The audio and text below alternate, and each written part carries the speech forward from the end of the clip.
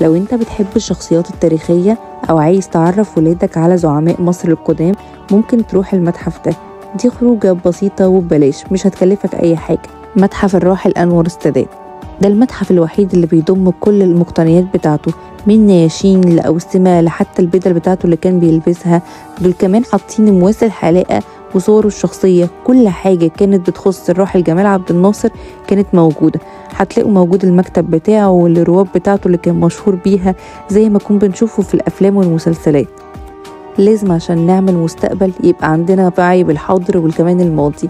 الماضي ده هيجي منين؟ من خلال المتاحف والكتب. لازم نشجع ولادنا ان هم يقروا كتب كتير ويروحوا المتاحف والحاجات الجميلة اللي احنا اتربينا عليها. في عصر التكنولوجيا الكلام ده مبقاش موجود.